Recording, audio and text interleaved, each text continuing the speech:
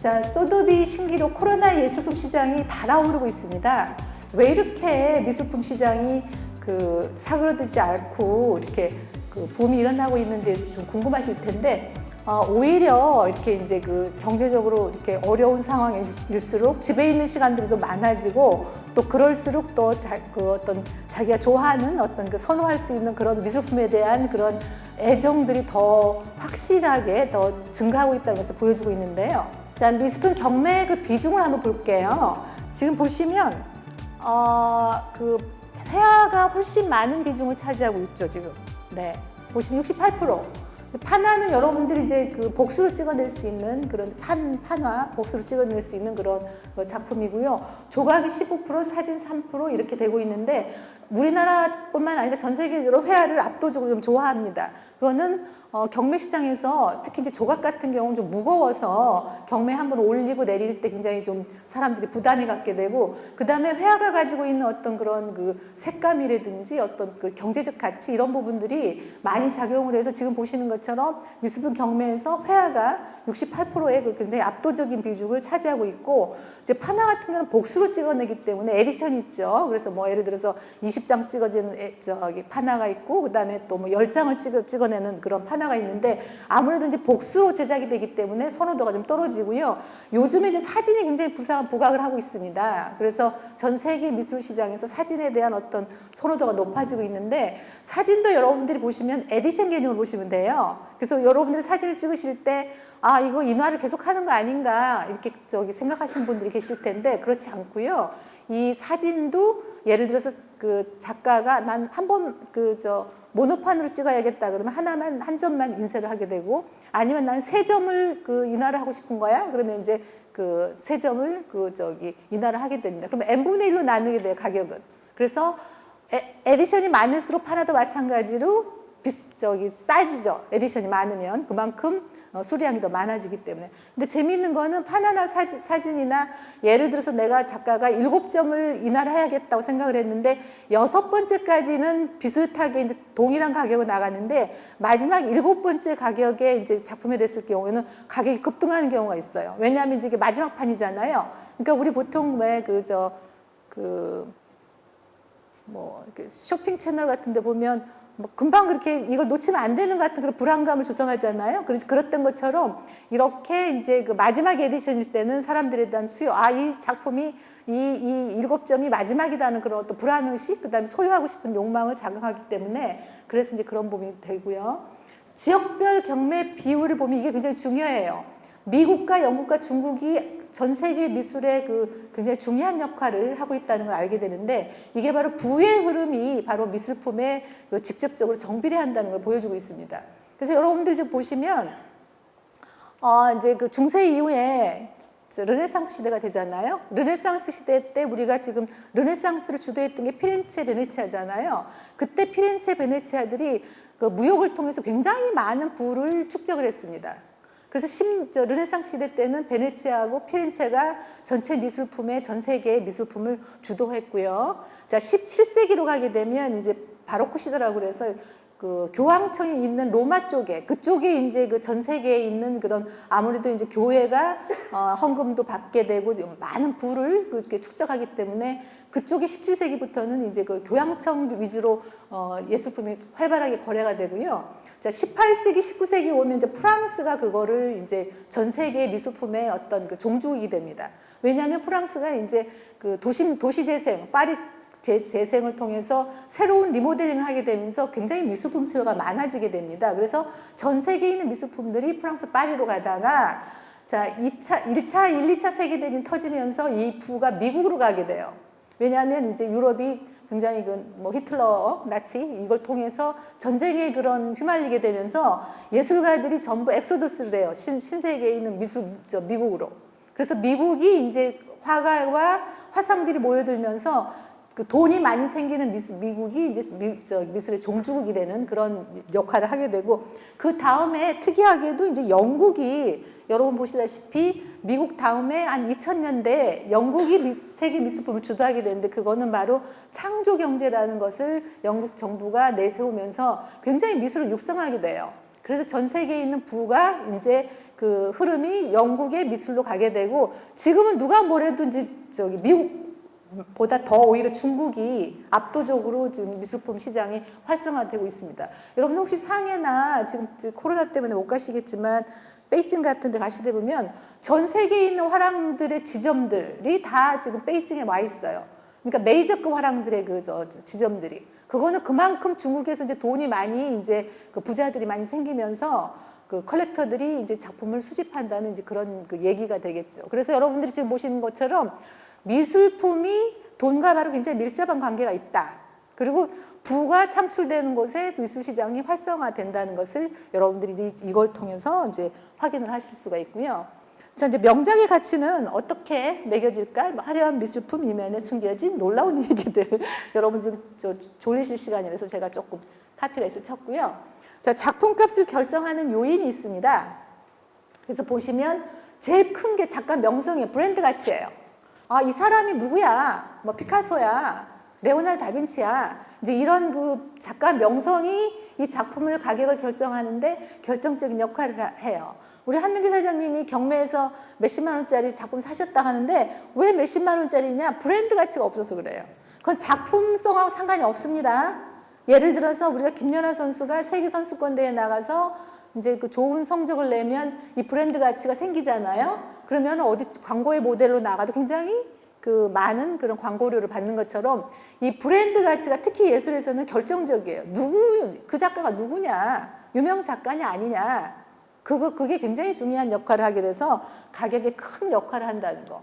그 다음에 작품의 소재나 질이나 크기가 또 많은 역할을 합니다. 작품 소재라는 것은 뭐 이게 아까 얘기한 것처럼 회화냐, 뭐 아니면 수채화냐, 판화냐, 뭐 이런 거. 그 다음에 이 퀄리티가 좋으냐, 질 상태가 좋으냐, 그다음 크기가 크냐, 적냐.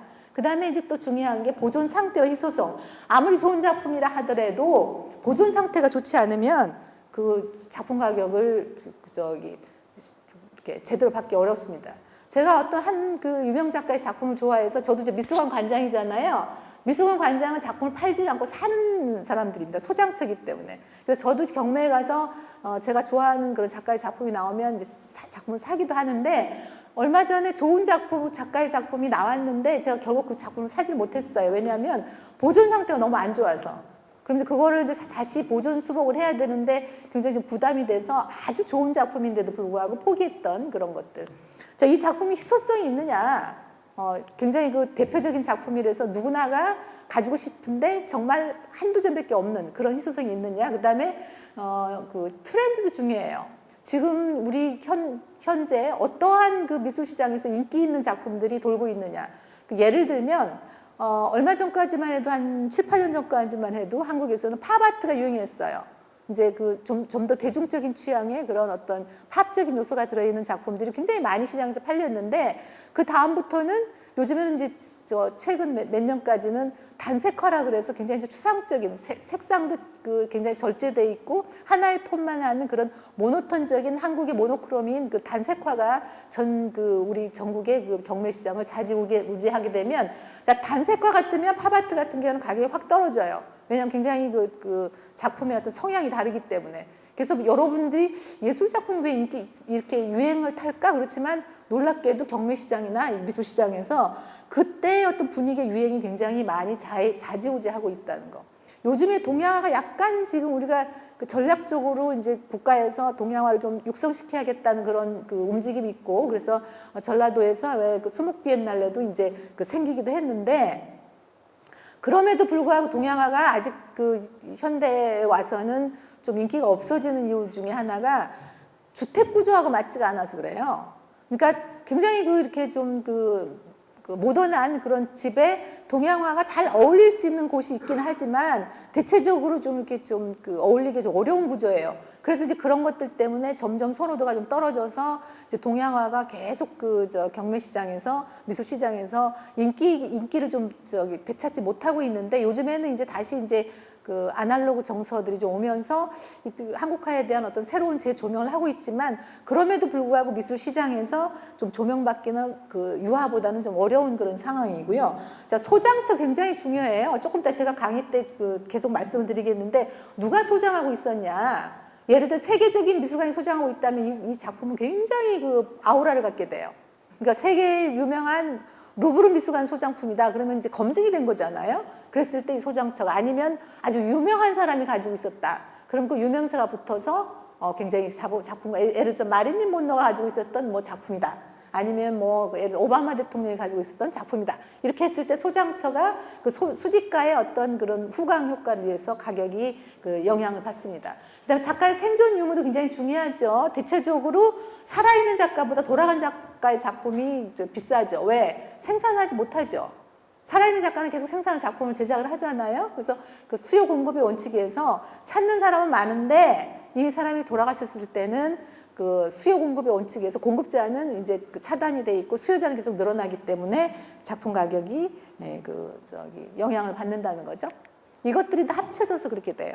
자, 2018년에 뉴욕 크리스티 경매에서 데이비드 호크니, 우리 이제 작년에 그 한국에 들어와서 그 블록버스터 전시를 이뤘던 데이비드 호크니 예술가의 초상이 9,081만 달러에 약 우리 1,019억 원에 낙찰됐는데 현존 작가에서 최고 작품가를 기록한 그런 작품으로 이제 지금 보시는 저 작품이에요. 지금 다시 자세히 한번 볼까요? 네. 네, 데이비드 호크니 아직 돌아가시진 않았어요. 1937년생인데 아마 이제 돌아가시게 되면 작품 가격이 훨씬 더 뜰 거예요. 왜 데이비드 호크니의 가격이 이렇게 비싸냐? 자, 보시면 영국의 테이트 미술관, 이 테이트 미술관 세계적인 그 미술관이에요. 프랑스 뽕피두 센터 세계적인 미술관이죠. 미국의 메트로폴리탄 미술관들, 세계 최고의 권위를 자랑하는 이 미술관들이 이 작가의 개인작을 계속 열어주고 있다는 거죠. 그러니까 여러분들이 지금 그 미술관을 볼 때 절대 학교는 보지 마세요. 학교는 의미가 없어요. 이 사람한테 가장 중요한 건 어떠한 곳에서 미술관에서 전시를 했냐 가장 중요해요. 그게 바로 이 작가를 검증해 주는 그런 거예요. 그래서 미술관이 이제 훌륭할수록 좀 더 훌륭한 작가를 선택할 수 있는 그런 권한이 생기고, 이렇게 테이트 미술관이나 뽕피두 센터, 미국 메트로폴리탄처럼 세계적인 미술관에서 전시를 하게 되면 바로 이 작가의 작품은 미술 시장에서 급등을 해요. 왜냐하면 이제 이미 검증이 끝났다는 얘기거든요. 세계적인 미술관에서 이 작가의 작품을 검증을 해줬기 때문에 이 시장이 급등을 하게 되는데, 이제 현재 영향력 있는 최고의 미술가 1위로서 브랜드 가치가 최고죠. 그래서 작품 가격이 이제 오를 수밖에 없는 거고요. 그래서 지금 이 작품이 이제 캘리포니아에 있는 그 데이비드 호크니가 캘리포니아에서 이제 영국에서 이제 그 활동을 하다가 이 작가가 이제 약간 그 게이 그러니까 동성애적인 어떤 성향이 있는 작가라서 영국이 좀 보수적인 어떤 그런 부분 때문에 그 좀 미국에서 한때 살았었는데 미국 캘리포니아 가서 살았을 때 그 그림인데, 이 그림이 이제 아까 1,019억이라는 어마어마한 돈에 팔렸다. 그러면 지금 이 작품이 아무것도 아닌 것 같죠? 자, 풀장에서 수영하는 남자를 바라보고 있는 그 예술가. 그러니까 이 수영하고 있는 사람이 예술가인지 들여다보고 있는 사람이 예술가인지 우리는 알 수 없어요. 그러나 이 두 남자의 초상을 통해서 이 작품을 보게 되는데, 저는 이제 이 작품을 이제 저희는 전문가들이라 이거 보면은 그냥 1초 안에 이 작품이 좀 재밌는 흥미로운 작품인가 아닌가를 알게 되지만, 여러분들은 이제 꼼꼼히 좀 뜯어보시면 되게 재밌는 현상을 보게 돼요. 지금 보시면 그 시간대를 알 수 있어요. 이게 지금 이 시간대가 이 그림자 효과를 보면, 혹시 여러분들 지금 이 그림자를 봤을 때 얘가 아침나무 그림자, 제가 아침이라는 금방 알 수 있죠. 코드가 숨겨져 있죠. 그래서 앞에 보시면, 자, 해가 뜨는 아침에 수영하고 있는 남자를 바라보고 있는 남자. 그렇다면 이 예술가는 누구인가? 근데 이것도 굉장히 재미있는 게, 여러분들, 자, 남자의 서 있는 남자의 신발과 서 있는 남자를 둘러싸고 있는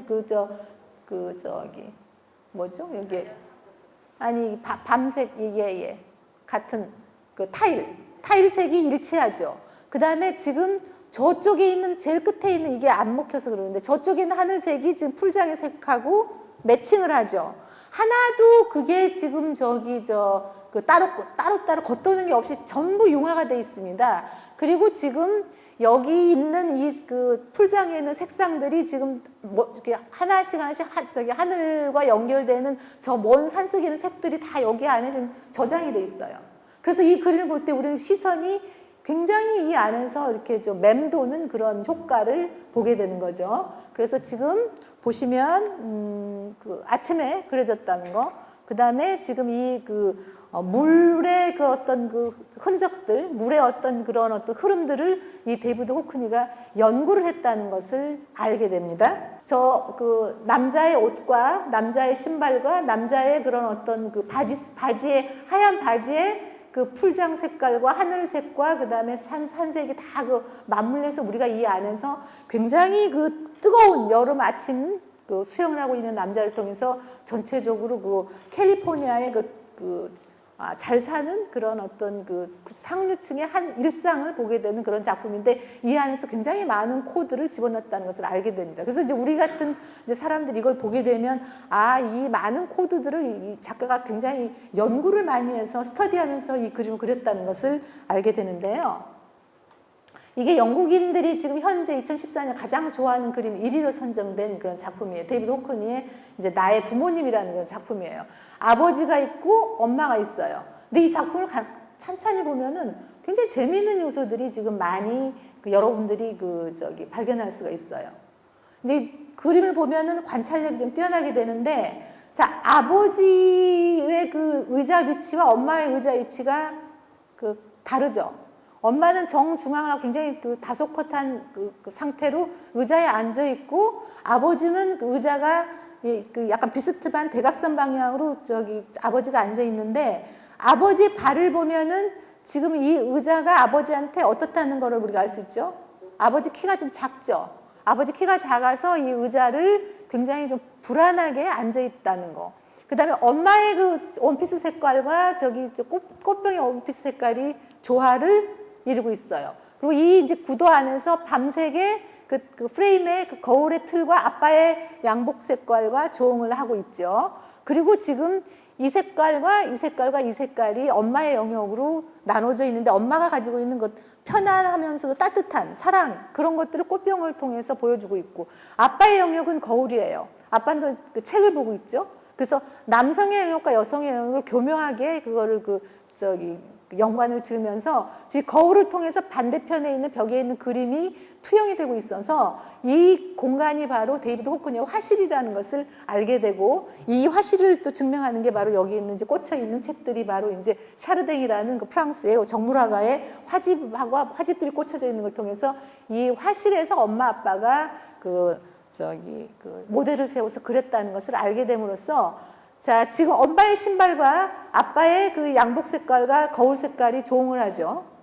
그래서 이 작품을 보는 순간 굉장히 안정적이면서도 새로운 어떤 그런 색상의 느낌을 갖게 되는데, 그것들이 전체적으로 굉장한 조화를 이루고 있으면서 지금 이 엄마 아빠를 이제 실제로 이 모델이에요. 지금 데이비드 호크니 어머니, 고모.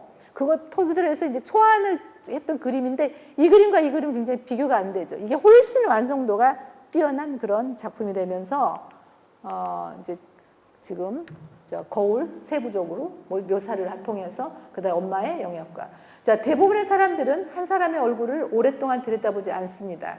그렇지만 당신이 인물화를 그린다면 오래 들여다볼 것입니다. 그림은 우리가 보지 않았을 것들을 볼 수 있게 해줍니다. 해서 호크니의 그림을 통해서 우리는 미술이 그냥 작가가 즉흥적으로 그냥 감성적으로 그리는 게 아니라 치밀한 연출을 통해서 모든 것을 조절하고 있다는 것을 알게 되고요. 이제 그래서 연구자들이 나오게 되죠. 지금 이제 제가 재미있는 그런 글들을 가져왔는데, 이 구도가 어떻게 치밀하게 연출이 되고 이 안에서 우리가 얻어갈 수 있는 것들을 이제 학자들이 만들어 놓은 이제 그림에 대한 것들이죠. 그래서 보통 담론이 많이 형성될수록 좋은 작품이라고 그러죠.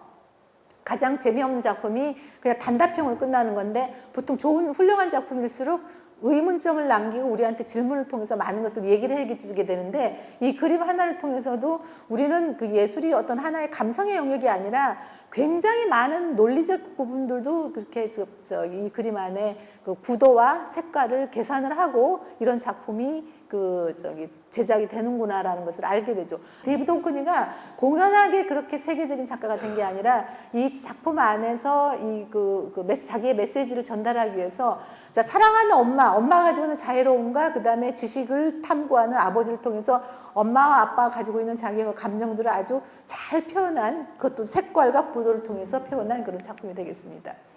자, 세상에서 가장 비싼 그림이에요, 이게. 지금 아까 그거는 생존자 작가 중에 가장 비싼 거고, 이거는 명실공히 지금까지 가장 비싼 작품이 작년에 이제 미국 뉴욕 크리스티 경매에서 4,971억 원으로 미술품 경매 사상 최고 가격인 4,900원에 낙찰됐던 살바토르 문디라는 작품이에요. 그래서 브랜드 가치가 결정적인 역할을 했고요. 자, 지금 보시면 작품이 레오나르도 다빈치 작품 20여 점에 불과해요. 그래서 사람들이 희소성, 아까 제가 얘기를 했죠. 원하는 사람들이 너무 많은데 그 작가의 공급대에 있던 작가의 작품 수가 너무 작은 거예요. 그래서 수요 공급의 원칙에서 계속 작품은 올라가게 돼 있고, 그렇다면 레오나르도 다빈치 다시는 작품을 생산할 수가 없기 때문에 이 레오나르도 다빈치 명성이 올라갈수록 찾는 사람은 더 많기 때문에 계속 가격은 올라갈 수밖에 없는 거예요. 경매 가격은 마지막 그 두 사람이 결정을 하죠. 낙찰자에 의해서 결정이 되는 겁니다. 그래서 미술 시장하고 좀 달라요.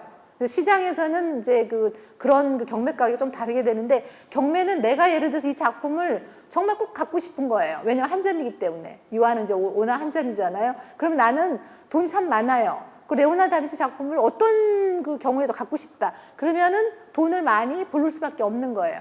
그래서 지금 보시는 것처럼 그 브랜드 가치가 뛰어난 작가의 작품이고 희소성이 높았기 때문에, 아까 이제 그 제자의 작품이라 처음에 잘못 알려졌을 때는 가격이 7만 원밖에 되지 않았지만 이게 진품이라는 게 알려지면서 굉장히 비싼 가격에 되고 있는데, 자, 왜 레오나르도 다빈치 브랜드가 이렇게 형성이 됐을까? 자, 보시면 뭐 조각가, 발명가, 건축가, 기술자, 해부학자, 식물학자 해서 전천후 천재예술가라는 어떤 그런 이미 그 역사의 그 검증이 끝난, 그 미술사의 검증이 끝난 작가예요. 근데 희소성이 많아서, 희소성 때문에 작품 숫자는 20점밖에 안 되는 거는, 레오나르도 다빈치는 천재였기 때문에 작품을 하면서 계속 그 연구를 했어요.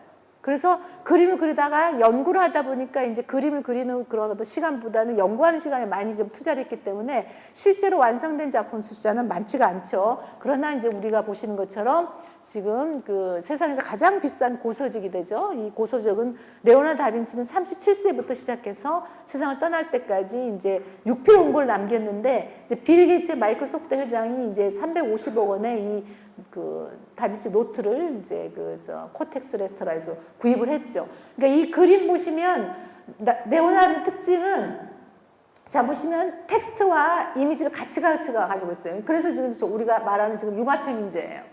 보통 이제 텍스트가 발달하는 시각적인 어떤 그런 결과물들이 잘 안 나오게 되는데, 이 그 레오나르도 다빈치는 동시에 하고 있어요. 이 코텍스가 엄청 되게 재밌죠. 그러니까 항상 그림과 텍스트가 같이 가는 이런 걸 통해서 우리가 천재의 비밀을 알게 되는데, 어쨌든 이 레오나르도 다빈치 노트도 지금 이제 350억 원에 빌 게이츠가 샀다는 얘기죠. 그래서 심지어 이렇게 그 사파 수준의 노트들이 이렇게 비싼데 원화의 가치는 우리가 상상을 초월하는 그런 작품을 하게 되는데, 자, 레오나르도 다빈치 비밀의 한 부분들은 여러분이 너무나 잘 아시다시피 항상 그 관련된 이미지와 그 텍스트가 같이 나오면서 수많은 많은 발명품을 만들어냈는데, 이런 거를 하다 보니까 실제 원화를 완성시킬 수 있는 시간이 없었던 거예요. 그래서 당시 주문자들한테 많은 항의를 받았는데, 그거는 이제 연구를 하는 거예요. 그림을 그리다가, 새를 그리다가 비행기 올리를 이제 연구를 하게 되면 비행기 올리들을 계속 이렇게 만들어내는 거예요. 그래서 그림을 그리다가 스탑을 하게 되는 거예요. 그렇게 되니까 이제 당시는 지금과 달리 주문 그림의 시대였거든요. 그래서 주문자들이 약속된 기한 안에 작품을 쉽게 말하면 납품하지 않으니까 거기에 대해서 항의를 하게 됨으로써 이제 레오나르도 다빈치가 굉장히 공경에 빠지는 그런 것들인데, 이제 이런 그 사파를 통해서 우리는 노트를 통해서 다빈치가 이 양내형 인간이었구나. 그러니까 그 논리적인 것과 어떤 시각적인 이미지를 같이 동시에 그것도 연구를 했던 그런 그 예술가였다는 것을 알게 되죠. 자, 그런데다가 미술사에 큰 또 업적을 남겼어요. 스푸마토 기법이라는 그런 그 특이한 거. 공기원근법이라고 그러는데, 이거는 뭐냐면 공기로 원근을 나타내는 것인데, 이게 이제 그 과학자였던 레오나르도 다빈치의 특징을 보여주고 있어요. 지금 여러분들 보시면 성 안나와 성 모자라고, 성 안나는 그 성모 마리아 엄마예요. 그리고 이제 어린 소녀는 예수 그리스도죠. 그러니까 3대 할머니와 엄마와 손자가 있는 이 성 가족의 그 그림인데, 특이한 건 뒤에 있는 배경이에요. 지금 보시면 원근을 공기로 나타내고 있어요. 이건 미술사의 최초의 일이에요. 이러면서 미술에 이제 큰 대혁명이 일어나게 되는데, 지금 보시면 저게 왜냐하면 산란 효과 때문에 생겨나는 거예요. 지금. 자, 이미 레오나르도 다빈치는 그때 이 과학적인 어떤 시각을 가지고 있었던 거예요. 그래서 지금 보시면 산란 효과로 인해서 원근법이 1.5근법이 아닌데도 그 산란 효과로 인해서 공기로 인해서 이 원근감이 확 생기죠, 여러분들. 근데 다른 그 화가들은 이런 그림을 그리지 않았었어요. 근데 오직 천재인 레오나르도 다빈치는 과학적 시각으로 자연을 관찰을 했고 이 산란 효과를 깨달았고 그거를 작품에 통해서 보여줬던 거죠. 그래서 보시면 동시대 그림을 제가 비교를 해봐요. 이 조반니 벨린이라는 미술사에서 굉장히 유명한 작가입니다. 근데 이 유명한 작가도 그림을 그렸는데 원근이 다르죠. 동시대 그려졌는데 지금 보시면 여기는 산이 또렷하게 그려서 원근감이 안 생기죠. 이 산란 효과를 이미 이 사람은 저기 캐치를 못한 거예요. 근데 지금 저기 그 레오나르도 다빈치는 스푸마토 기법을 산란 효과를 그 파악을 하고 그걸 그림을 통해서 원근감을 주는, 그러니까 선원근법이 아니라 공기로 원근감을 주는 거를 개발을 하게 됨으로써 미술사에 대혁명을 일으키게 되는 거예요. 이런 이제 업적을 남겨야 또 이제 브랜드 가치가 생기는 건데 지금 이걸 통해서 우리가 훗날 많은 화가들이 이제 레오나르도 다빈치 원근법을 가져오게 되죠. 공기로 가깝고 먼 이 스푸마토 기법을 개발함으로써 지금까지 풍경화는 다 이걸 따르고 있어요. 레오나르도 다빈치가 개발했기 때문에. 그래서 여러분들이 생각하시는 것처럼 레오나르도 다빈치는 단순히 천재여서 이제 그런 어떤 그 브랜드 가치를 가진 것도 있지만 미술사에서 아주 괄목할 만한 큰 업적을 남겼고 이제 이게 바로 이제 그 유명한 이제 모나리자의 그 미소도 바로 이 스푸마토 기법을 사용해서 윤곽선을 다 해체했어요.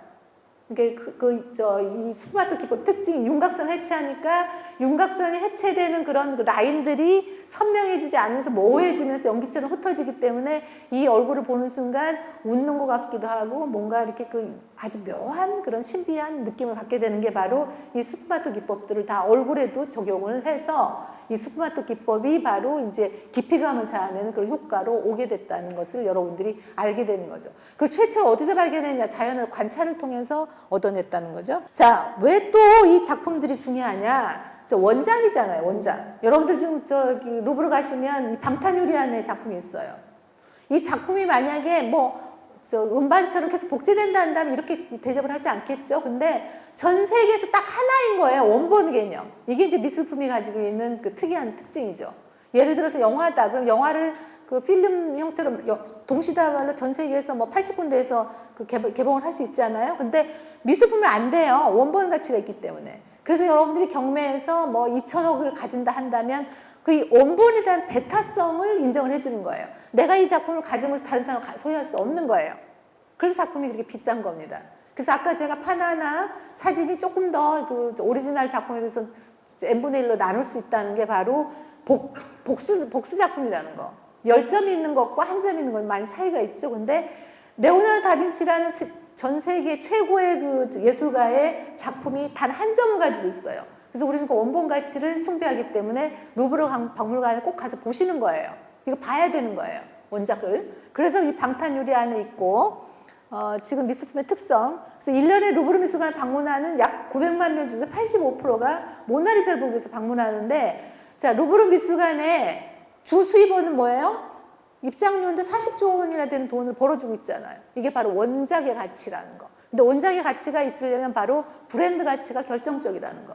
레오나르도 다빈치이기 때문에 사람들이 간다는 거를 여러분들이 아시게 되는 거죠.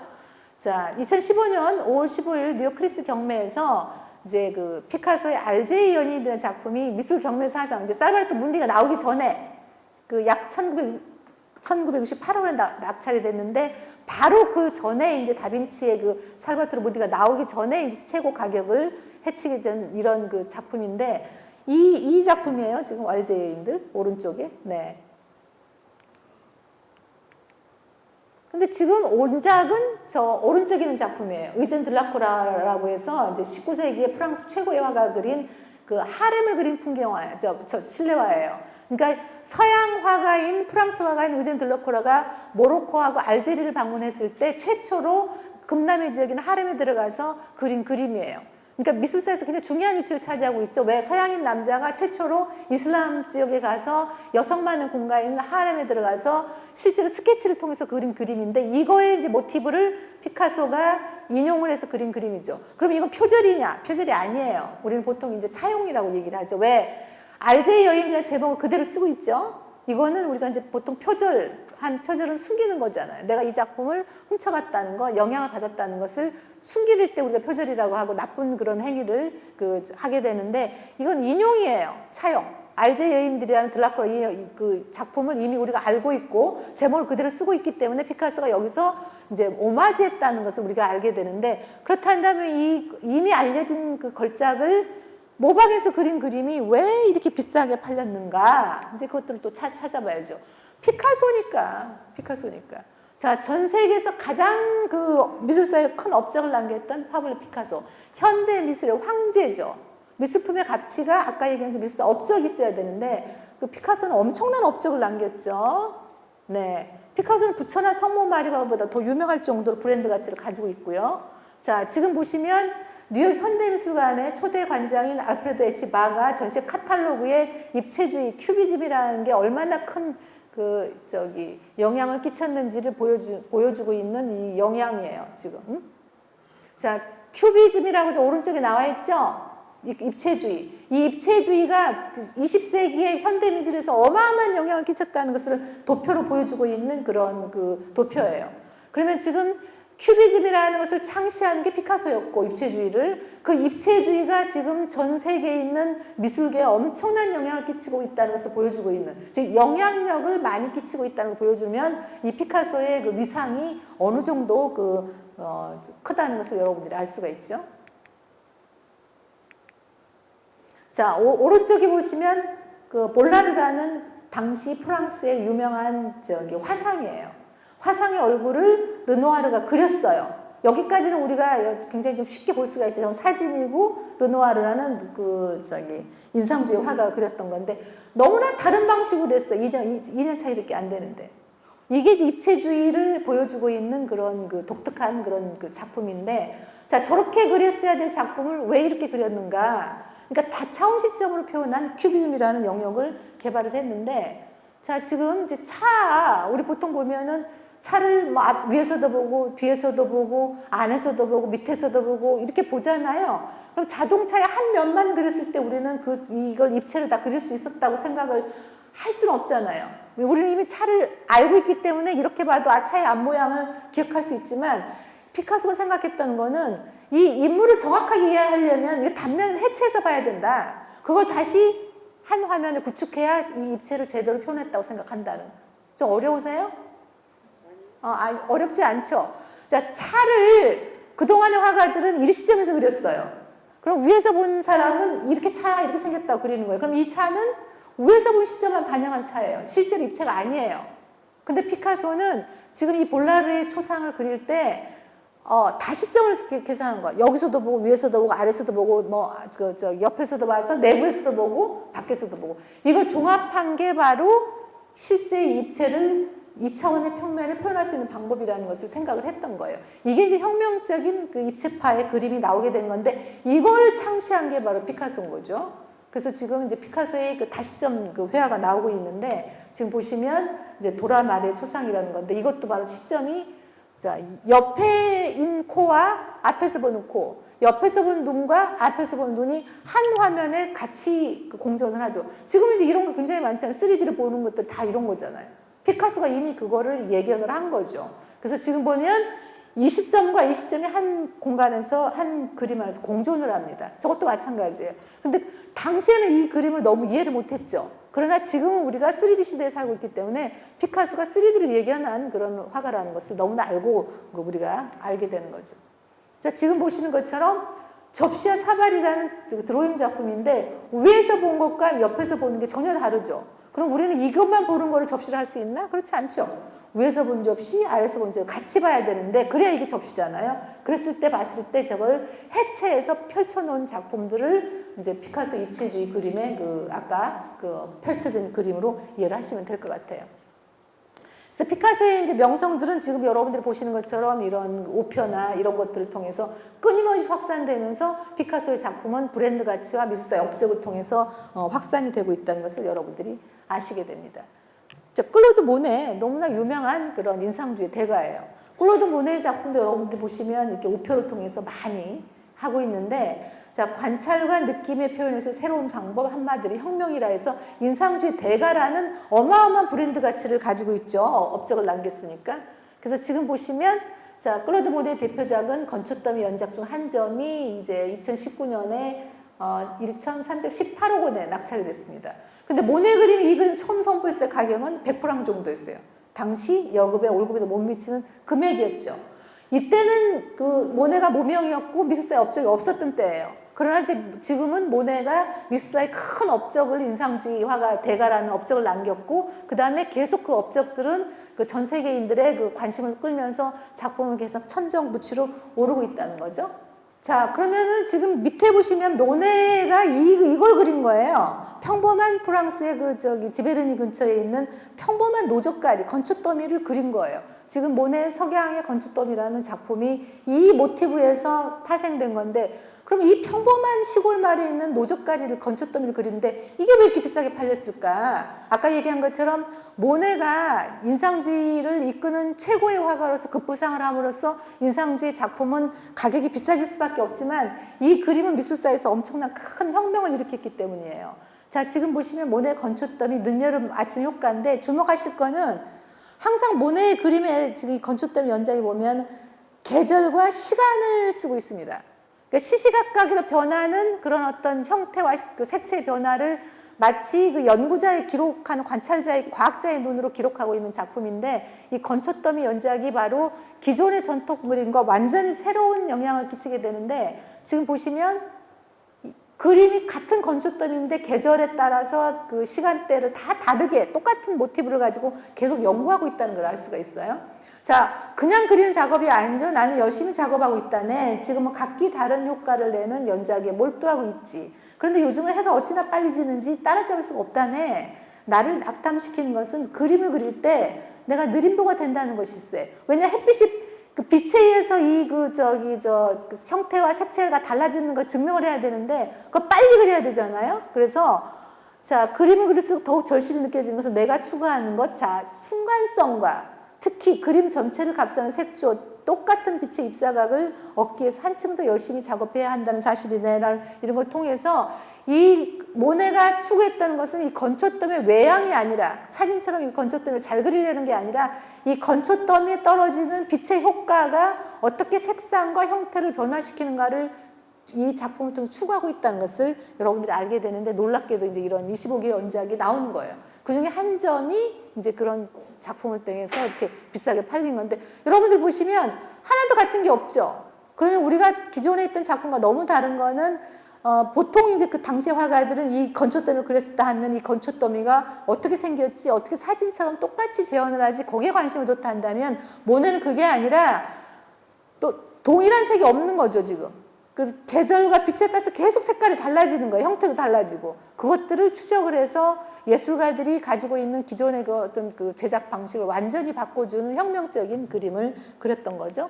그래서 지금 제가 비교를 했어요. 비교를 하면 여러분들 훨씬 더 그 정확하게 알 수가 있는데, 자, 밀레 잘 아시죠? 샹프랑스와 밀레. 만종 그리작가. 아무리 여러분들 미술 좀 안 좋아하시는 분들에도 만종은 아실 거 아니에요. 뭐 미삽죽기 이런 거 있잖아요. 이발소 그림으로 많이 나온 거. 네. 밀레 건초더미가 모네 건초더미 비교를 하라고 제가 가져왔어요. 자, 밀레 굉장히 훌륭한 화가예요.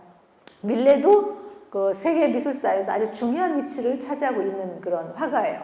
그러나 명성은 모네에 뒤처집니다. 왜? 미술사에 큰 업적을 모네만큼 남기지를 좀 못했어요. 밀레도 지금 뭐 경매에 나오면 엄청난 가격에 팔리겠죠. 그러나 지금 보시면 밀레의 그 건초더미는 여러분들 보시면 우리가 생각하는 건초더미를 생각을 많이 하면서 그렸어요. 그래서 지금 보시면 빛이 말이에 떨어지는 부분은 밝게 그리고 그렇지 않으면 어두운 색을 써서 이 건초더미를 굉장히 그 풍요롭게 표현을 했고, 이 밀레가 그리고자 했던 것은 이 땅에 이 수확하고 이렇게 그 곡식을 거둬들여서 곡식을 그 준 신에 대한 경외로 이 땅에 대한 어떤 고마운 마음, 이제 이런 것들을 이 그림을 통해서 외경심을 불러일으키는 게 가장 큰 목적이었어요. 실제로 이 건초더미를 관찰하고 그리는 게 아니라 그 내용을 전달하고 싶었다는 거예요. 그러니까 땅에 대한 고마움, 곡식을 주는 그 신에 대한 영광, 그 다음에 우리 그 자연에 대한 어떤 그 소중함, 이런 거에 대한 내용을 이 건초더미 그림을 통해서 보여주고 싶었던 거예요. 근데 모네는 그게 아니에요. 이 건초더미는 아무 관심이 없어요. 건초더미는 바로 도구예요. 즉 빛을 연구하는 하나의 그 탐구적인 어떤 도구였을 뿐이에요. 그게 다른 거예요. 그래서 지금 보시는 것처럼 모네의 그 건초더미 연작은 그 하나의 과학적인 눈으로 우리의 시각혁명을 일으킨 그런 그림이고요. 이 모네 이후로 이제 우리는 대상을 바라볼 때 동일한 색은 없구나. 빨간색 사과가 있다면 빨간색 사과는 동일한 색이 아니에요. 빛에 따라서 다 색깔이 달라요. 그래서 여러분들은 빨간색 사과 하면 빨갛다? 이렇게 생각하지만 햇빛에 있을 때, 그늘에 있을 때 다 색깔이 달라요. 동일한 색은 하나도 없습니다. 그래서 이제 그런 어떤 시각적인 어떤 화학적인 어떤 그런 그 과학적인 혁명을 바로 모네가 그림을 통해서 보여주었다는 거. 그게 미술사에서 인정을 받았다는 것을 여러분들이 알게 되는 거죠. 그럼 누가 명화를 사는가? 여러분들이 좀 샀으면 참 좋겠는데 너무 돈이 많아서 좀 어렵죠.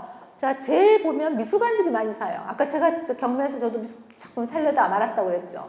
근데 저희는 이제 그 규모가 그렇게 전 세계 미술관에 비해서 이제 작은 미술관이기 때문에 컬렉션을 이렇게 활발하게 못하지만 전 세계 미술관들은 관람객들을 끌어들여야 되니까 이런 인기 소장품을 사야 됩니다. 그래서 미술관들이 가장 많이 가지고 있고요. 그 다음에 컬렉터 슈퍼리치들이 이 작품을 많이 사요. 지금도 너무나 돈을 많이 갑자기 버는 사람들이 많이 생기잖아요. 그 사람들이 돈을 많이 벌게 되면 제일 먼저 하는 일이 집을 사요. 좋은 차를 사요. 요트도 사고 비행기도 사요. 그 다음에 마지막에 정착이 바로 미술품입니다. 왜? 부를 과시할 수 있죠. 앤디 월 작품을 하나 가지고 있으면 이 사람이 정말 엄청난 투자 가치가 있어요. 그 미술사에 걸작들을 사놓으면 떨어질 일은 전혀 없죠. 왜냐면 계속 미술관 생겨나고 부자는 계속 생겨나고 생산자는 죽었으니까 작품을 만든 사람. 사회환원을 할 수 있죠. 왜? 이 사회환원이란 굉장히 여러분들 이상하게 생각할 텐데 여러분들이 가지고 있는 좋은 작품이 있어요. 만약 빈센트 반 고의 작품을 가지고 있어요. 내가 경매에서 뭐 200억이 샀어. 근데 내가 이거를 나만 가지고 있으니까 아무도 못 봐요. 복제본밖에 못 보죠. 근데 이거를 원화를 보이고 싶어. 어떻게 해야죠? 미술관에 기증을 하는 거예요. 그럼 전 세계에 있는 관람객들이 그 원화를 직접 눈으로 볼 수가 있죠. 그래서 사회환원이 굉장히 중요한 그런 컬렉터. 왜냐하면 미술품의 특성상 원작은 하나인데 내가 가져옴으로써 소유함으로써 다른 사람을 배타적으로 내 독점권으로 해서 배타를 하게 되죠. 그러나 미술관에다가 기증을 하게 되면 전 세계에 있는 사람들이 그 작품을 보게 된다는 거. 자, 찰스 사치라는 그런 유명한 기업가예요. 근데 이 사람이 이제 기업인보다 더 유명한 게 이제 사치 광고회사 그 재벌 회사 회장인데 이거보다 미술품을 작품 너무 많이 사가지고 그 미술품이 젊은 작가들의 작품을 사서 세계적인 스타의 반열을 올려내는데 결정적인 역할을 해서 이제 이 사람이 아트홀릭이라 해서 책도 나올 정도인데 이 찰스 사치라는 이 컬렉터가 미술계에 얼마나 큰 이바지를 하는지 보여주는 이제 사례들이 되죠. 자, 이 사람이 수집한 작품들이에요. YBA라고 여러분 들어보셨을 거예요. 영국이 제가 아까 큰 지금 미술시장 역할을 한다는데 찰스 사치 때문에 그런 영향을 많이 미쳤어요. 이 사람이 어떤 작품을 샀냐면 젊은 작가들의 작품을 샀어요. 영국 젊은 작가들. 센세이션을 일으키는 작가들. 지금 보시면 이렇게 막 도발적인 작가들의 작품들. 그래서 영 브리티스 아티스트라는 그런 이름을 열면서 자기가 샀던 작가들의 작품을 계속 전시를 열어주면서 결국은 찰스 사치라는 화랑도 만들었어요. 그래서 자기가 샀던 작가들의 작품을 저기서 전시를 통해서 확산을 시키면서 전 세계에 자기 소장품을 알리는 그런 일을 하는데 여기 있는 작가들이 다 스타가 됐어요. 안목이 대단하죠. 이 컬렉터가 바로 하나의 미술 사조를 만들어주는 그런 희귀한 사례를 만들고 있습니다. 그래서 미술관뿐만 아니라 이 대형 컬렉터들도 미술계에 아주 큰 영향을 끼친다는 보여주는 살아있는 사례고요. 찰스 사치는 그래서 회사보다는 컬렉터로 더 전 세계인들의 주목을 받고 있는 그런 사람이죠. 자, 이 찰스 사치가 키웠던 그런 작가가 데미안 허스트인데 1위로 올랐어요. 전 세계 3호, 전 세계 제일 비싼 작가예요. 싱가포르 자산정보업체가 이제 부유한 작가로 뽑은 그 데미안 허스트라는 작가의 작품. 네. 스타를 만들어줬죠. 그러면 이제 지금 이 작품을 보고 데미안 허스트의 신의 사랑을 위하는 작품인데 이거 굉장히 신문에 많이 나와서 여러분들 잘 아실 거예요. 이게 1,000억 원에 팔린 작품인데 지금 젊은 작가예요. 아직도 젊어요. 한 60 됐을 거예요. 근데 이게 뭐냐면 실제 해골을 경매에서 구해가지고 여기다 남아공화국의 가장 최고급의 다이아몬드를 박아서 만든 신의 사랑을 위해라는 작품이고요. 네. 자, 백금을 입혀가지고 두개의 표면에 8,600의 실제 다이아몬드, 남아공화국 다이아몬드를 박아서 약 5천만 파운드에 940억 원을 거래를 했는데 제작비가 190원이니까 이제 수익이 750억이라는 수익이 벌어졌죠. 이게 뭐냐? 브랜드 가치예요. 브랜드 가치.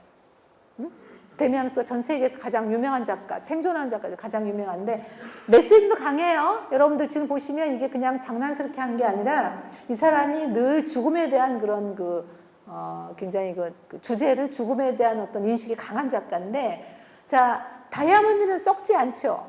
해골은 우리가 언젠가 죽는다는 거, 우리는 인간은 유한한 존재라는 것을 보여주고 있는 어떤 산 증거예요.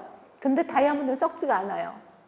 그러니까 이걸 통해서 자, 언젠가는 유한한, 정말 썩어 없어지는 이 인간이 가지고 있는 욕망에 대한 거예요. 그래서 우리가 결혼식 때 다이아몬드, 사랑이 변치 않으라고 다이아몬드 주고받았잖아요. 그래서 가장 해골이라는 거, 그러니까 바니타스죠. 우리는 언젠가는 죽을 수밖에 없는 그런 유한한 존재인데 그 존재가 욕망하는 것은 영원불멸이에요. 그게 바로 극대화된 게 다이아몬드라고 생각을 해서 그 두 가지를 결합을 해서 만들어낸 작품인데 세계 최고의 작가가 만든 작품이기 때문에 이게 이 가격에 팔렸지만 948조, 지금은 아마 두세 배 더 훨씬 뛰었을 거예요. 데미안 허스트는 아직도 지금 전 세계에서 랭킹 1위니까. 네. 아까 데이비드 호크니가 이제 경매 가게에서는 최고의 그 생존 작가를 했지만 지금 살아있는 그 랭킹의 그 어떤 그 1순위를 뽑으면 데미안 허스트가 이제 뽑히고 있죠. 그래서 여러분들이 보시면 이 브랜드 가치 그리고 얼마나 이슈를 만들어내느냐에 따라서 세계의 어떤 미술 시장이 급등하고 있다는 것을 보여주고 있는 그런 증거물이죠. 그래서 이제 승자 독식 사회라고 해서 요즘에 그 록스타 뭐 그런 뭐 그런 얘기도 많이 하잖아요. 그러니까 한 스타가 그 모든 거 부를 쟁취하는데 그게 이제 특히 미술에서는 심합니다. 그래서 제가 이제 학생들을 한 20년 동안 가르쳤는데 이제 대학원에서 학생들한테 항상 얘기를 해요. 지금 예술가로 살아남는, 그러니까 밥벌이를 할 수 있는 예술가는 10%도 되지 않는다. 90%는 밥벌이가 되지 않는다고 얘기를 하거든요. 그러니까 여러분들 혹시 자제분들 중에서 예술가를 꿈꿀 수 있는 그런 게 있는데 일단은 이 돈벌이하고는 좀 멀다고 생각하시면 좋아요. 지금 여기 천문학적으로 나오는 그런 작가들은 뭐 이렇게 로또 복권 하는 것보다 더 귀한 케이스고요. 대부분은 그 작품이 팔리지 않습니다. 왜? 그 순수 미술이 그게 굉장히 딜레마인데요. 순수 작가들은 자기가 어떻게 생각하고 자기가 어떻게 느끼는가를 표현하는 데 가장 관심이 있어요. 예를 들어서 지금 뭐 이런 그 기능적인 거 디자인을 하는 거는 디자이너는 용도를 생각하잖아요. 탁자가 있다, 의자가 있다. 이 의자에 앉아야 되잖아요. 즉 고객에 대한 니즈를 파악을 한 다음에 자기의 어떤 창의성을 집어넣는데 순수 작가는 그렇지 않아요. 내 작품을 용도로 생각하지는 않습니다. 미술을 내가 그림을 그리는데 내가 어떻게 느끼고 내가 어떤 그 사상을 가지고 있고 내가 이거를 어떻게 극대화해서 표현하는 것만 관심이 있는 거예요. 그렇기 때문에 작품이 상대방하고 이렇게 교감을 주어서 팔리기 어려운 구조예요. 그렇지 않겠어요? 우리가 보통 사람을 사귈 때도 잠깐 만난 사람뿐만 아니라 오랫동안 사는 사람하고도 이해하기 참 어렵잖아요. 내면 구조를. 더구나 예술가잖아요. 그 다음에 그 예술가 표현한 게 여러분과 좀 생소한 시각예술 언어를 통해서 표현을 합니다. 그래서 어려워요. 작품이. 그래서 그런 어려운 작가의 작품을 근데 그 사람은 왜 그렇게 하느냐? 그렇게 할 수밖에 없어요. 자기 내면의 욕구를 표현을 해야 되니까. 그래서 한 10% 정도의 그런 작가들만 살아남고 그 안에서 우리가 또 이 브랜드 가치를 갖는 작가는 한 1%밖에 되지 않는다는 거. 그래서 승자 독식 사회가 가장 많이 활성화된 그 부분이 특히 미술이다. 아까 얘기한 것처럼 미술은 복제가 안 되잖아요. 그래서 여러분들이 복제가 안 되는 그런 부분 안에서 지금 한두 사람이 경매의 스타가 됨으로써 모든 걸 싹쓸이하고 있다는 그런 것들을 좀 보시면 될 것 같고요. 지금 보시면 스타 작가 시스템을 제가 이렇게 좀 정리를 해왔는데 2019년 한국미술사 감정협회에서 보시면 쫙 리스트가 나옵니다. 자, 갤러리 화랑이죠. 전주에는 지금 메이저급 화랑이 없어요. 이제 서울에 주로 이제 몇몇 대형 화랑들이 메이저급 화랑인데, 자, 82%를 가져가요. 나머지가 이제 그냥 갤러리들인데 82%가 스타 작가들을 이제 다 독점을 하고 있는 거죠. 연예계하고 좀 비슷합니다. 그래서 지금 보시면 하나의 작가를 둘러싸고 컬렉터와 갤러리, 자본, 비평가, 큐레이터, 미디어들이 쌓고 있는데 이런 메커니즘에 의해서 결국 이 82%에 해당되는 그 작가군을 핸들링하는 이 화랑들의 구조에 의해서 이제 작가들이 그 양산이 되고 있는데 뭐 요즘에 이제 뭐 BTS도 그렇고 뭐 이제 매니지먼트에 의해서 이제 그 스타들이 만들어지고 있는데 뭐 그렇게까지는 아니다 하더라도 미술도 그 상위에 있는 메이저급 화랑들이 결국은 스타 작가들을 이렇게 프로모션 하고 있다는 것을 여러분들이 알게 됨으로써 이제 관련된 것들이 좀 들어오고 있습니다. 여러분이 생각하는 명화가 굉장히 우리가 생각했을 때 예술성이 뛰어나고 감성적이다라고 그러니까 낭만적으로 좀 생각을 하시겠지만 그 안에서 보면 굉장히 많은 메커니즘이 작용하고 있다는 것을 아셔야 될 것 같고요. 하나의 작품이 가격이 형성되는 것은 제일 중요한 건 작가의 브랜드 가치, 이제 명성이 있느냐, 인기 작가느냐, 인기 작가보다 오히려 스테디하게 갈 수 있는 그런 작가냐, 미술사에 업적이 남겼느냐 이런 것들을 평가에 의해서 그 작가의 명성이 결정되고 명성이 한번 생긴 작가들은 수요 공급의 원칙에 의해서 계속 작품 가격은 오를 수밖에 없다는 거. 그다음 미술품도 경우에 따라서는 유행을 탄다는 거 아까 말씀드렸고 소장처가 굉장히 중요하다는 거. 그럼 미술품 사는 사람은 누구냐? 가장 큰 손은 미술관이고 그 다음에 두 번째는 슈퍼 컬렉터들, 이제 슈퍼리치들, 이 부자들이 이 미술품 가격을 급등시키는 그런 큰 영향을 끼친다는 거. 그리고 우리가 이제 만약에 컬렉터를 꿈꾼다 한다면 나의 그 작품이 소장처로서 중요한 역할도 하지만 예를 들어 중요한 작품 같은 경우는 미술관에 기증을 해서 사회 환원을 시키는 어떤 그런 구조. 그 다음에 미술품은 특히나 이 승자 독식 사회를 적용할 수 있는 아주 그런 몇 명의 소수의 스포츠계도 마찬가지잖아요. 왜 뭐 우즈가 아니면 메시 이렇게 스타들이 다 결국은 연봉이 높은 스타들이 몸값을 한다고 다 결정짓는 것처럼 가장 극대화되는 게 바로 미술 시장이라는 것을 여러분께 이제 말씀을 드리면서 오늘 강의를 좀 끝내도록 하겠고요.